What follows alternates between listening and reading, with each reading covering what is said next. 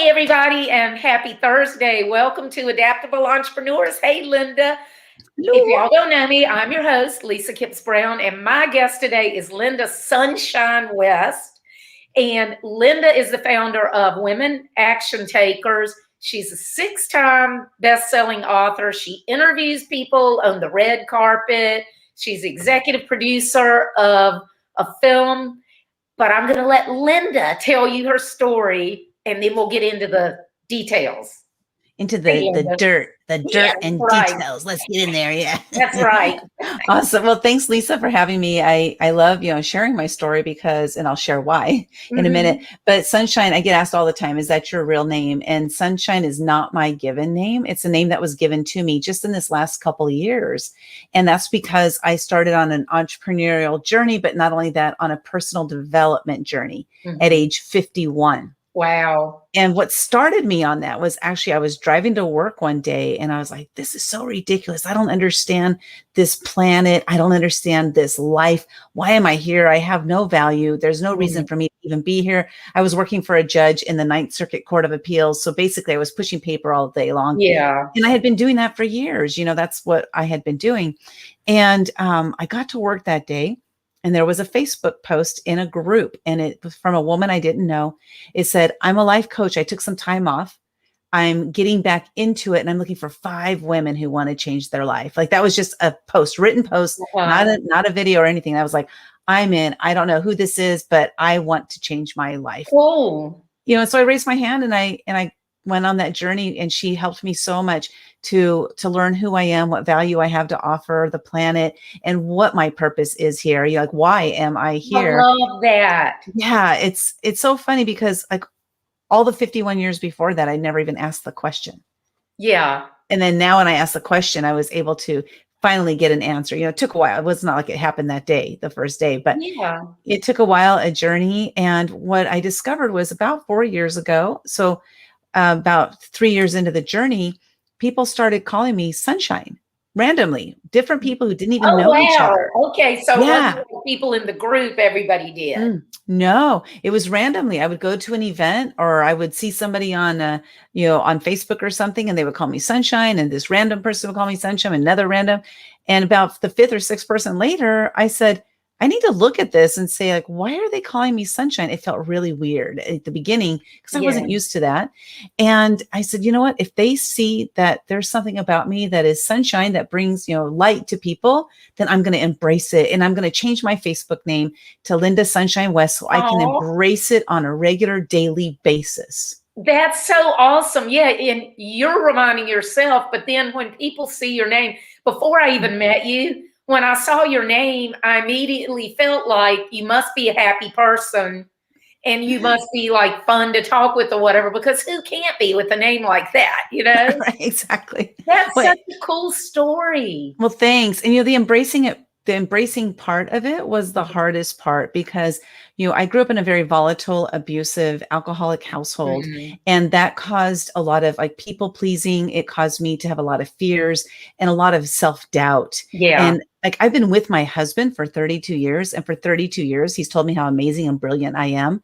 But I never heard him because I wasn't ready yet. Yeah. You know what I mean? And like, there's a saying, when the student is ready, the teacher will appear. And the reality is the teacher is always there. The student just isn't ready yet. I wasn't ready until I was 51 to believe in myself. And now that I do, like, I love, like, you messaged me today. You was like, hey, can you get on this talk today? And I said, yeah, of course. Because when I discovered my voice and my value, I made a declaration to myself. And that was that from this point forward, I will share my voice every opportunity I get. So if somebody asks me, I will be sharing my voice because there's somebody out there who needs to hear something I have to say. Maybe there's something of inspiration that can help them to move into action. Women action takers. That's how it all kind of started, was, just like that moving into action piece is so important. Nothing happens if we don't take action. That's right. And your story it really rings so true with me. Well, I'm sure with everybody listening. I think one of the hardest things everybody deals with is really appreciating ourselves and understanding where we fit in the world. And that's one of the things that I talk about in my book, my upcoming book, which, by the way, y'all, Lynda's going to be in. That's one of the things that I talk about is every single person, not to be all mushy gushy, but every single person on this earth has a totally unique set of circumstances, set of experiences. So every one of us brings something totally unique to the table. Every one of us is irreplaceable, but it's so hard to think of ourselves in that way. And I just love that after all those years, you finally saw it. And it's so awesome that these totally random people saw it and you didn't see it, but then it's like the lights came on or whatever, and you did. Yeah, That's and cool. the embracing it again was the hardest part because I Yeah. didn't believe that about myself. But with the help of my life coach too, she kind of helped me to, start down that path of unlocking the beliefs that about myself, like what other people would say about me. There was an exercise she did. I'll just share it really quick because it was Yeah. really cool. It really helped me to put my mindset on that path that I do have value. And this was such an important instrumental exercise for me. And that was that she had me call 5 people, and I would say to each person, hey, I'm doing this exercise with my life coach, and I just have a question for you. When I walk into a room, what shows up? And that was it. That was the question. And then they would tell me, and I would write down furiously the things they were saying about me, about what shows up. Mhm. And what the exercise was meant to do was for me to see myself through the eyes of others. And Yeah. I like to say, be brave and share your weakness, for in our weaknesses, others see our strengths. So Yeah. some of the things that I saw as weaknesses, they saw as strengths in me. And so I wrote them all down, and I actually did a LinkedIn post just the other day where it says the very, very top, big letters, I am. And then it had all these words that people have said about me. Oh, that's awesome. Oh my gosh, I was surprised at the reactions I got from that. There's more reactions than I've ever gotten. I don't get a whole lot of leverage over there on LinkedIn, but Yeah. this one actually did. And it was interesting because I wrote down the words of what other people see in me. Now, Yeah. what was my job is to believe that. Yes. And that's so hard, isn't it? I can relate to being a people pleaser. Well, the people that know me know my grandfather killed himself when I was 5. They live right next door to us. So he killed himself when I was 5. My grandmother tried to 3 years later. And I was a middle child. And I think middle children tend to try to be pleasers anyway. All I wanted was for everybody else to be happy. I just Yep. wanted peace and whatever. And I didn't care if I got, and it's like I didn't even know what I wanted, because I was so busy worrying about other people. So Mhm. I can relate to a lot of what you said. And I was probably in my 30s before I even began to start understanding myself a little bit. But I just turned 60 Monday, and I still learn something new about Oh, myself yeah. every week. Yeah, well, we're constantly growing, right? Yeah. What I love that you said there is that you said, I didn't even know about myself. And that's the thing about people pleasers, is that we are so focused on others and making, like for me, it was about keeping peace, right? Yeah. Because in my Yeah. household, there was so much chaos that how can I keep peace in other areas of my life? And that was to become a people pleaser. And hopefully they'll like me. I would just want people to like me is all I used to say that all the time. I just want people to like me. And that was like my anthem, And the thing about me going on this self-development journey is I got to learn what I like and Yeah. stand up for what I And like. that's really hard when you're a people pleaser. It is, it is. And I just had to exercise. It's like another muscle. You just Mhm. exercise out the Yeah. people pleaser. Like I'm a reformed people pleaser, completely 100%. I've had some messages today that I've sent to people that in the past I wouldn't have sent those because I would have been too scared that they wouldn't like me. It's not like I Mhm. was saying anything mean to them. It's just that I was saying no, Yeah. in a nice way, but just saying no. And boy, Yeah. stepping into that, challenge for sure, but well worth it, well worth it. And I'm so glad I'm not a people pleaser anymore. Yeah, that's awesome. And yeah, saying no to people was a really, really hard thing for me. I really just started doing that several years ago. But something that you just said about it being a muscle that we have to exercise. The other thing is the people that are the other way, and most of them don't even know they do it. that they're so self-centered and all they're thinking about is what they want and how they can get it. It doesn't mean that they're bad people. It's just the way that they think. Wouldn't it be so cool to get together like a small group of people, self-identified people, that these people go, I admit I'm a people pleaser, and these other people go, I admit that I'm a taker, or whatever you want to call it, and I want to learn it. That would be really cool to see how to let those people work together and like, or, you know, just talking and everything and getting feedback and learning how to work their muscle. That would be interesting, because it's kind of it would be interesting to see what would come from that, because it's possible what could come from that is that the people pleasers just sit back and don't say anything, right, while the others, you know, take over the conversation. You know? Yeah. So who knows? That's definitely possible. And that's why you'd have to have like some ground rules. And it's like kind of like the woman that said, I'm looking for 5 people. So it'd be like, I'm looking for 5 people, and I'm just going off on a tangent. But it just made me think, you know, that those people need to exercise that muscle as well. And it's important in business, because a lot of people think, oh, you got to be strong, you got to run over people to win in business. But you have to understand what people need and want. So if you can learn to be more empathetic and more giving, then it actually could end up helping your business be more successful. Yeah, definitely. Because you got to be able to listen to your customer, what their needs and wants are. And especially if you're involved in any sort of customer service, you know, because if with a product, you're kind of just selling a product, right? And there might be some customer issues on the back end, but when you have coaching and you're doing that kind of work, first of all, you need to know what kind of people you want to spend your time with. This is one thing that I thought was very important for me to learn, because, you know, we hear about the target market and the ideal client. And I went through so many different iterations of what my ideal client is and who I really want to work with. Because at the beginning, I was still a people pleaser. And I was like, I just want to work with anybody who will work with me, you know, and then I come to realize that there's some people that just will never do the work. I don't want to work with. I want to work with people who are going to actually get results because they're doing what I recommend that they do, you know? Yeah, because you can't help them if they are not willing to help themselves. Yeah, that's for sure. Tell us about your journey. So you worked for the judge, right? And then you started doing this life coach thing, and then that led into you starting your own business? Well, I was working for the judge. By the way, that was my 49th job. So it's not like so it's not like I was pensioned and all that stuff, because people are like, oh, you worked 36 years. You must have, you know, had a retirement. Like, no, there's no retirement when you do 49 jobs. Yeah. So when I was working for him, and I just realized that I was just bored, you know, I was so bored doing that type of work. I only worked for him for like 15 months.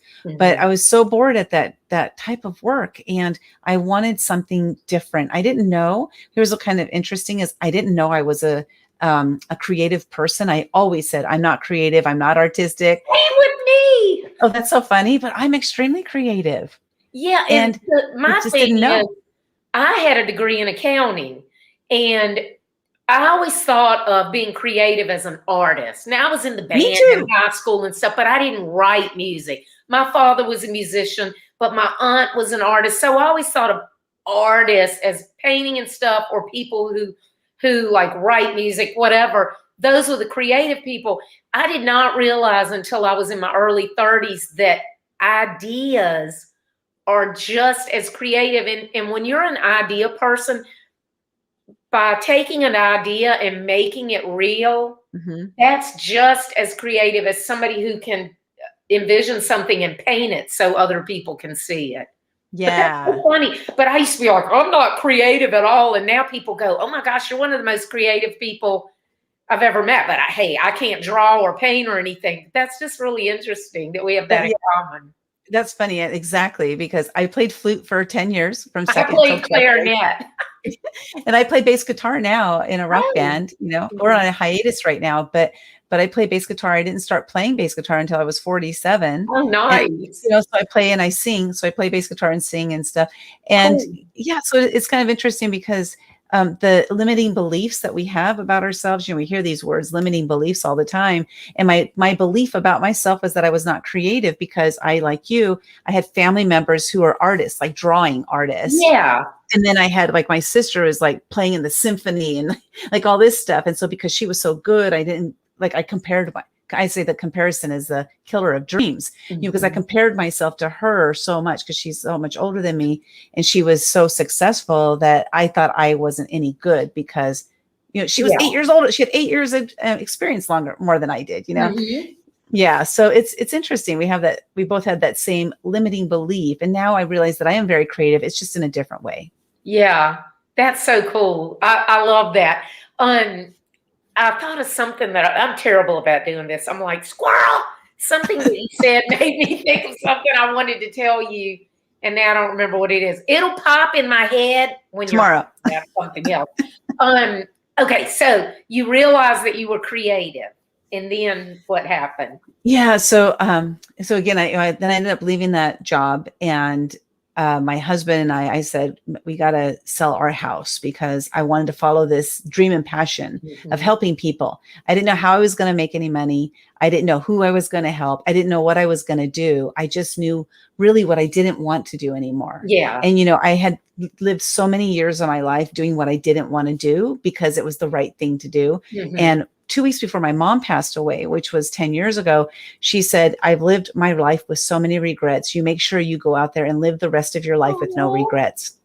And that was so important for me. I mean, I heard it loud and clear. I don't know that I actually started it right back then, 10 years ago, but I'll tell you what, this last 6 years, I've been making sure that I do that. Is everything successful? Is everything running smoothly? No, but at least I'm deciding, and I'm deciding based on what I love to do. And what my husband is all on board with it. That's too. awesome. He's so amazing. Yeah. And it's like she gave you permission, not that you had to have it, but for her to tell you that. I'm going to cry. That made me remember, though, what I was going to say. When we both are people, I mean, caring people, trying to, pleasers. And we both didn't realize we were creative. We didn't know what we like. And I think so much of that is because we're so busy thinking about everybody else that we didn't even let our minds engage in what do I like? What do I not like? What might I be good at? Because all of our time is spent trying to keep everybody else happy. Yeah. And there was another exercise my life coach gave me. She said, I want you to write down the things that light you up. And first of all, I didn't understand what that meant, but these are the things that really make you happy, from within. And so I would just start writing things that made me happy. So she said, if you're thinking about it and it makes you happy, write it down. If you're doing it, it makes you happy, write it down. After you're done doing it, if you're still happy about it, write it down. So I just made this list of probably 30 things. And then I took it a little further from that. I said, you know what? Every day I'm going to do one of these things for 5 minutes. And I did that for a week. Then the second week, every day I'm going to do one of these things, or I'm going to accumulate 10 minutes worth of things that really make me happy. And then I just kept adding every week 5 minutes. So that's cool. Yeah. So then after so many weeks, you've got an hour a day. You're doing things that absolutely light you up. And then I ended up doing the majority of my day was things that light me up. And it really put me on that path of knowing what that feels like. Yeah. Right. Because I didn't know what that felt like, because again, it's like you mentioned, as a people pleaser, we're busy worrying about other people that I didn't even tap into, who is Lynda? What do I like? What do I hate? Because I liked everything you liked and I hated everything you hated. It's like, where do you want to eat? I don't care. Yeah. What do you want? I don't care. Whatever you want, Yeah. Don't get two people pleasers together because you'll never go out. Oh, that's funny. So that exercise right there put me on that. I believe that that's really the exercise that put me on that path of becoming sunshine. I just love that. Because if you're doing everything, if you're spending your day, the majority of your day doing things that absolutely light you up, you're going to become sunshine because you're going to be loving your life. Well, and I think I read on your site or somewhere that you said that every day you try to do one thing or overcome one fear every day. Is that right? I did that for a year in 2015. So I hired my life coach in 2014. I finished working with her November of 2014. So December, I was by myself. right? I didn't have that person that was helping me so much. And then by January 1st of 2015, like, so a month by myself, I was like, I got so addicted to the change because she helped me to change. So I was morphing like on a daily basis. She got me to change so much, you know, with her help that I have so many fears. I'm going to face a fear every single day this year. So in 2015, I faced a fear every single day that whole year. Wow. What I would do is very first thing when I woke up, before I even got out of bed, I would say to myself, what scares me? And then I would lay in bed and I would wait until the first thing popped into my head. So whatever that first thing was the fear I faced that day. And it was a commitment I made to myself. It was not a New Year's resolution because I break those all the time. Yeah. This was a commitment to changing my life. And boy, did it put me on a completely different path, and like understanding fear and recognizing it quickly. Now I can recognize fears like, oh, that's just fear. I'll do it anyway because I'm scared, you know? That is amazing. Can you give us an example of a couple of, my first thing that I think of is spiders, and then I feel the hair standing up on my arm. But give us an example of some of the things that you thought of and did. Yeah, that's funny you say that because I don't like spiders, but those didn't never come up during that year. So, Good. So something I didn't realize until maybe like 3 months into it is that my biggest fear, which is actually the largest fear, like most people have this fear, is the fear of judgment. Yeah. And, you know, worrying about like, what would people think or say, right, about me?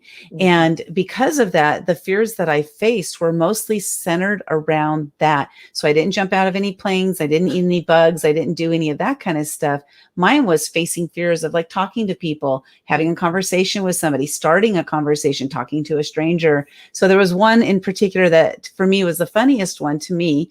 And that was, I was like, I'm going to talk to a stranger in Starbucks. Like that was what came up. Talk to a stranger in Starbucks. Like it was so specific, you know? And so I went to the Starbucks that morning and I waited until a stranger walked in, you know, it had to be a one person, not a group of people, because I'm more fearful of talking to one person than that's a group. much harder. Yeah. So he walks in and I was like, oh my God, there's my victim. Awesome. This is cool. So he sat down. And I walked up to him and I said, excuse me, sir, I'm facing a fear every day this year. And my fear today is talk to a stranger in Starbucks. Do you mind if I have a seat with you? He's like, okay, sure. You know, You're a weirdo. That's weirdo. So I sat down, we talked for maybe 5 minutes. And then I got up and I thanked him for his time and I walked out and I swear I almost threw up. I mean, it was like, oh my God, I did it. And I was shaking and just over something. So it's so simple, yet it was so scary for me. Yeah. Now I'll talk to anybody. I don't have a problem with that, and I'm great at like selling my clients. I'm great at talking about everybody else, but I hate to sell myself. I'm not good at reaching out and saying, you know, basically, will you hire me? Not, you know, that's not how you say it, but, you know, talking about myself and building myself up or whatever to somebody and saying, I hate doing that. Well, it's interesting you say that because I used to also, but I realized that it's not about selling myself, right? It's more about providing the value to them. So because what happens is we are so focused on ourselves that we forget that it's not about us. I remember Les Brown, he said, don't let what you want to say get in the way of what the audience needs to hear. Right. And I transport that to everything I do now. That one little saying, because that was about speaking on stage we were talking about, you know, but really the thing is that when I approach people and I talk about like sales or selling them something, I have something for them. It's like, what are they going to get out of it? Exactly. How is it going to change their life? You and know, it's like if I already like am having the conversation, I don't have a hard time doing it. But I hate that initial like outreach or whatever.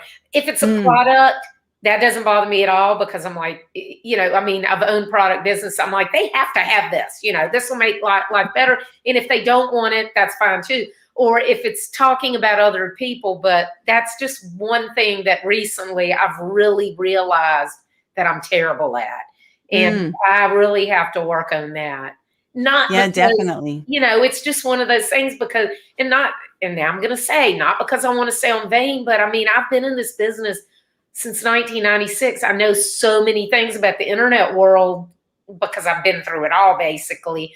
And so I know that I have so much value to bring, but I just have a really hard time, I don't want to say selling it, but you know what I mean.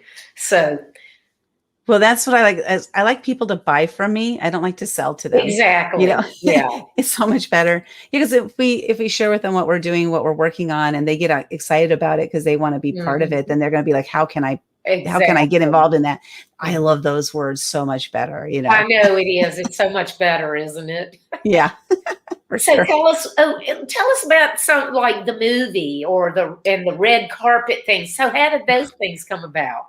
Those all came about, it's interesting how one person can be the catalyst to change in your life. So I mentioned the life coach, but after that, there was this other one person who was instrumental in everything I'm doing now. And that is my mentor. His name is Greg Reed. Correct. And you know, Greg, you've interviewed him. Yeah. Greg, yeah. So he became my mentor. And what actually, how that happened is my life coach said, hey, I'm going to a vision board seminar. You want to go with me? And I said, yes. So I went to it. It cost us like $5 to get in, something like that. And then Greg Reed ended up being one of the speakers. He was like one of the keynote speaker at the event. And he spoke, and at the end of it, he told us about this event he puts on called Secret Knock, and which is an incredible event, by the way. And my life coach was like, hey, I'm going to go to that event. You should go with me. And I'm like, it's way too expensive. I'm not spending that kind of a money. No. I was used to spending like $10, not $1,500, because it's $3,000 now. So yeah. So anyway, she goes, what if I could get you a ticket half off? I'm like, I'm not paying $750 to go to an event. And she looked me in the eyes. She goes, you don't understand. You have to be there. Yeah. And I was like, whatever she says, I got to do it. She has helped me change my life so much, So I went ahead and I did it, and I put it on a credit card, and I showed up, and I'm so glad I did, because that was the catalyst to everything else from that point forward. I ended up meeting Frank Shankwitz, who is the creator of the Make-A-Wish Foundation, and then the founder of UGG Boots. These people, they were in one of my books called Momentum, 13 Lessons from Action Takers Who Changed the World. And it's because the relationships I created with them from that, attending that one event, by saying, yes, I'll go. That's so cool. And along that way, so I'm talking to Greg, and I met up with him, and I ended up doing some work for him on the side, like became his kind of like a personal assistant every once in a while when he needed some help. And then I ended up organizing the event, Secret Knock. But along that journey, he was putting on, Greg, he's the one who was the producer of the movie called Wishman, which is the story of the founding of the Make-A-Wish Foundation. And he said, hey, we're doing this movie and this and that. And I'm looking for investors and stuff. I'm like, I want it. And he goes, you can't afford it. You shouldn't do it. And I was like, okay, that's a challenge here. So, okay, I'm in. You cannot say no to me like that. So I was like, did he pull the wool over my eyes? I don't know. But I'm so glad I did. Anything you want me to do, tell me not to do it, and I will do it. Exactly. I'm like a 10-year-old child. Yeah. And so I ended up, becoming one of the investors, executive producer for that film. Unfortunately, Frank passed away about 3 months ago now. Yeah. And just an incredible human being. And Frank was the reason that I started to believe more in myself, that I can do more than I was giving myself credit for. And because of that, I was like, I gotta be part of this project. He changed my life, So anyway, that's how I became that. And then also along the journey, Greg was attending an event called City Gala, which is where they have an Academy Awards after party. And he said, hey, if you want to go, because I was his assistant at that time, I was, doing some assistant work for him. If you want to go, just let me know. I'll put your name on the list. I was like, are you kidding? Of course I want to go.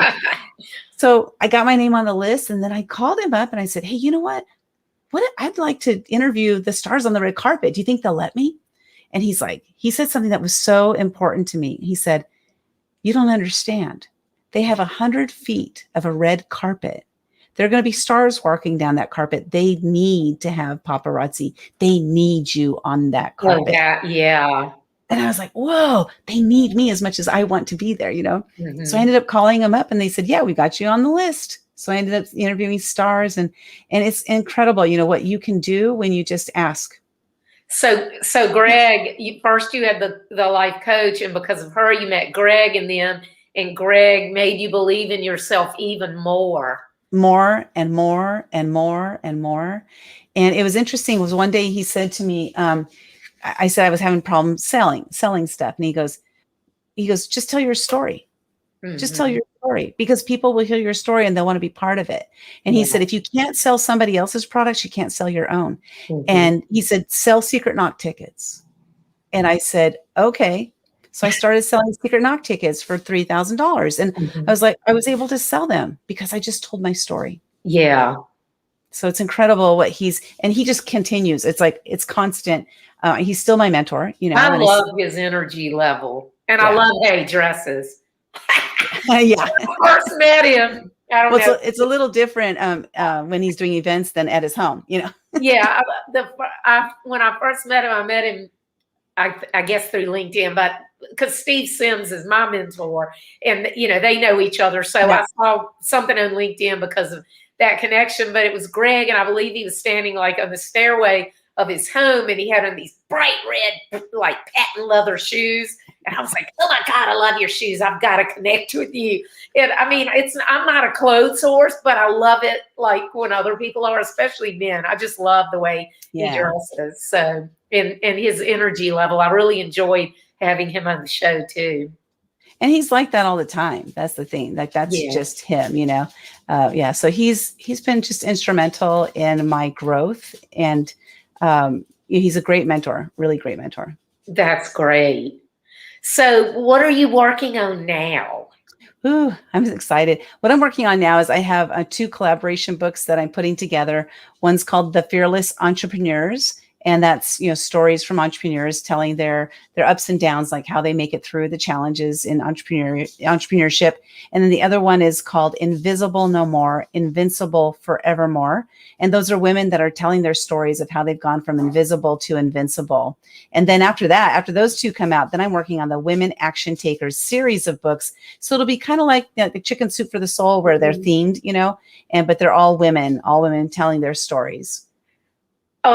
So when do you think those 2 books will be coming out? Well, I have goals, girl.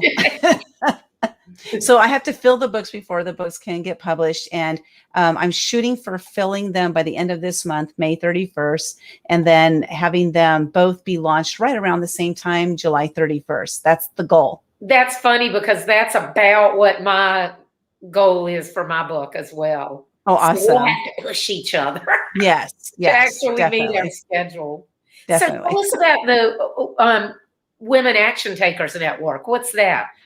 Well, I created Women Action Takers because I mentioned earlier that because nothing happens without action, and I realized that I wanted to be surrounded by people who are action takers. So I created Women Action Takers. It's my brand, and I created the Women Action Takers networking events, where originally we got together in person once a month for 7 hours. Absolutely incredible event. We did it at people's houses, different house every single month, and then we did a potluck. So that was a lot of fun. Then when COVID hit, of course, I moved it to online, to Zoom. And so now we're doing it twice a month. And, women are coming from all over the world to, be part of the event, which is really incredible. I bring different speakers in to speak. And then I do an open mic portion where I invite the ladies who are in attendance. A couple of them will speak every event. And I love, for me, it's all about sharing other people's values and sharing their voice with the world. Because I felt like, I remember one time, Les Brown was speaking. It was at Secret Knock, and Les Brown was up there on stage speaking, and I was sitting in the front row, and there was like this energy that was going through me that was like, I want to get up on that stage. I could feel it. I wanted to get up on that stage so bad, but it wasn't my stage. It wasn't my platform.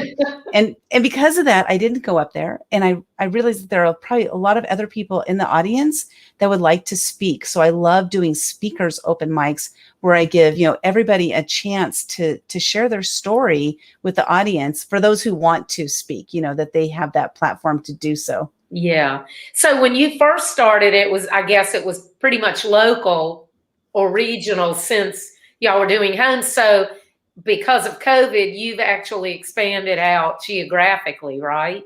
Yeah, yeah, exactly. And it's we did have women coming from as far as, I'll say, like 100 miles away Mhm. to come to the event. I was going to say locations, but not everybody knows where we are.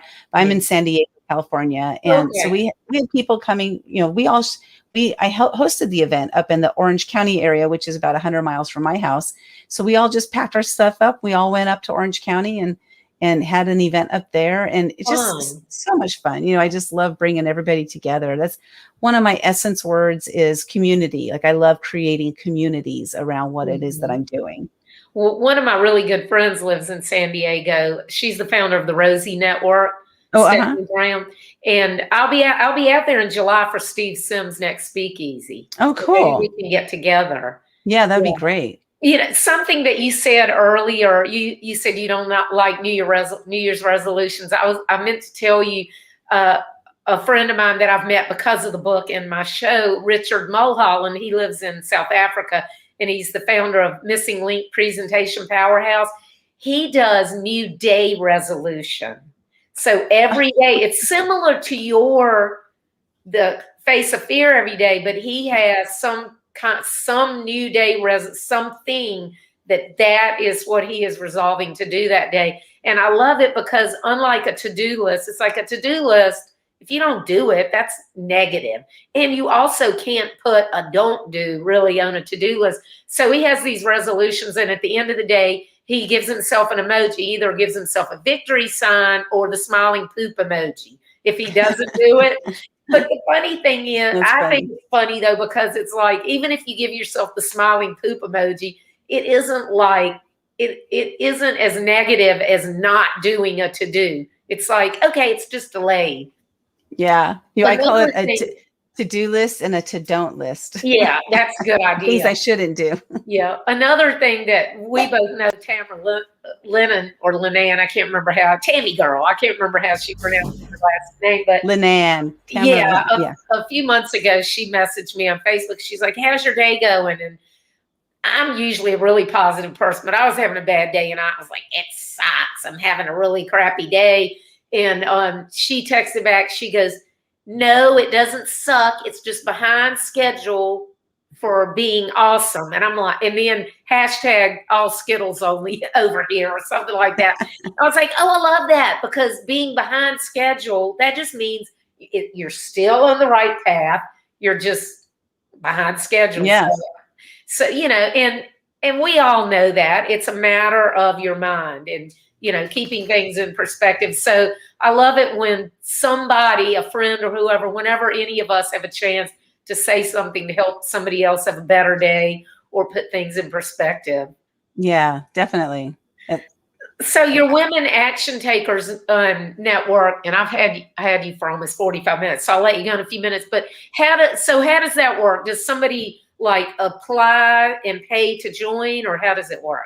No, it's just a networking event. Oh, So okay. yeah, it's a networking event. It's currently free of charge. I say currently because it might always be free of charge, but you never know. I might charge at some point. But right now it's free to attend. It's just done on Zoom, and they would go to I don't even know the link to it, but they can go to womenactiontakers.com and find some information on that. Okay. But yeah, we meet the second and fourth Saturday every month at 11 a.m. Pacific time on Zoom. We meet for an hour and a half. The last time we had the founder of Sherry's Berries, who took her passion of dipping strawberries in chocolate and turned it into a multi-million-dollar business. She ended up losing it all and then started a new company. And so, I just love bringing in these women that have these amazing stories to share with us all. Yeah, you told me about her. Remind me the name of her new company. It's called Buried, Berried, Buried in Chocolate.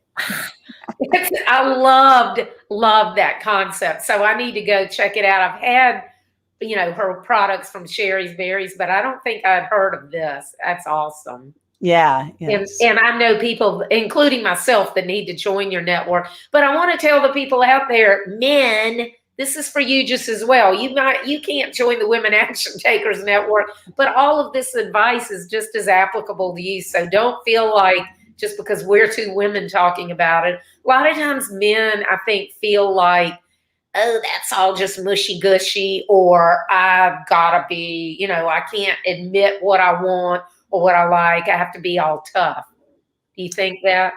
I think that that's a sad thing. I Yeah. do. I know that there are a lot of men out there that are more in touch with like their true essence of who they are. Mhm. And I feel like, I feel, I don't want to say bad. It's not that I feel bad. It's just, I think that it's not fair for men to be taught when they're young that they have to toughen up and I they have agree. to not feel, Mhm. I don't think that's right, because it really, what it does is it represses emotions. And if they're a person who is an emotional person, they're told stuff it down. And I just don't think that's right for anybody. And Yeah. a lot of kids, they're crying. They're like, stop crying, or I'll give you something to cry about. I remember that, hearing Yeah. that when I was a kid, Yeah. like that is some of the worst stuff you could tell somebody to do, is to stop emoting, stop Yeah. emoting, Yeah, it is. And yeah, you carry that through life. And if you don't, it comes out in some other way, whether it's the Yeah. way you act or health problems or whatever. It's going to manifest itself in some way or another.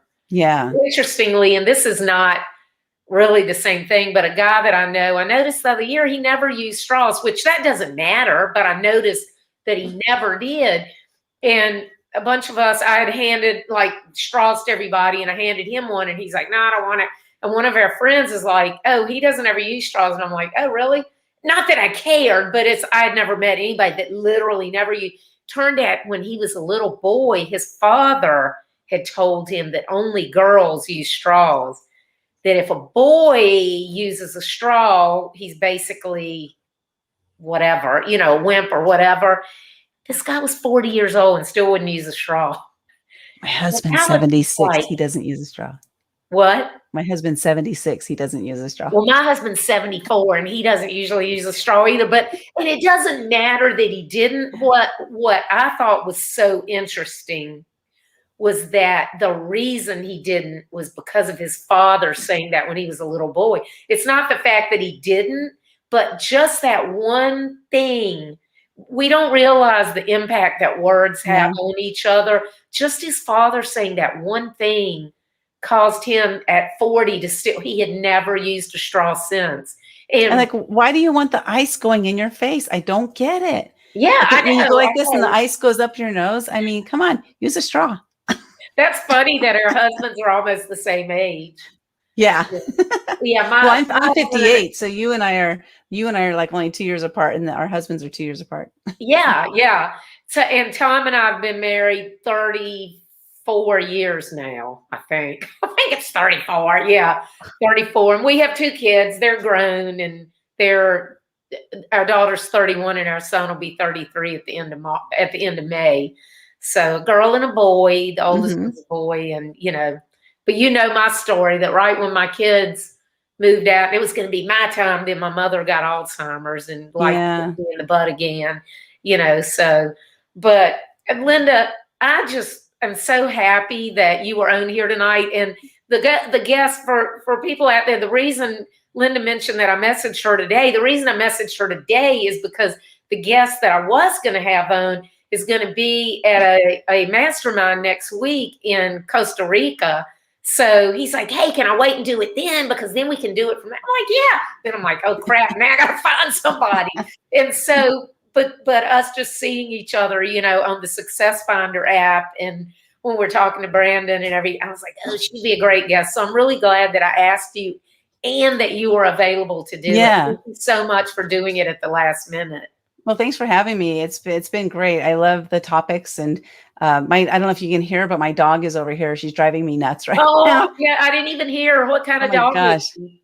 Oh, she's a Maltese, but she has one of those little collars on right now, and she's just over here like, yep, yep, yep. Oh, I can't Stop it. hear her at all. Oh, okay. I have two crazy dogs. I have a Canaan, and which is a kind of a cattle dog, and then we have this little terrier that was dumped here when it was a puppy, and they're both Oh, wild, but they're not.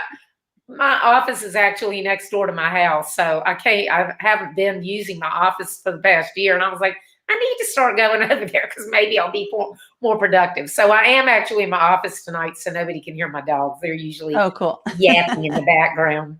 But thank you so much. I really appreciate it. And I'm excited to learn more about the Women Action Takers Network. And I also know some people that I can recommend it to join. Oh, fantastic. I look forward to having you guys there. And thank you so much for having me. I truly appreciate you. Thank you. I appreciate it. And y'all, I'll see you next week. Thanks and have a great day. And if you want to see past shows, just go to Kipps-Brown.com and you can check out my past shows. Thanks, y'all. Bye. Bye.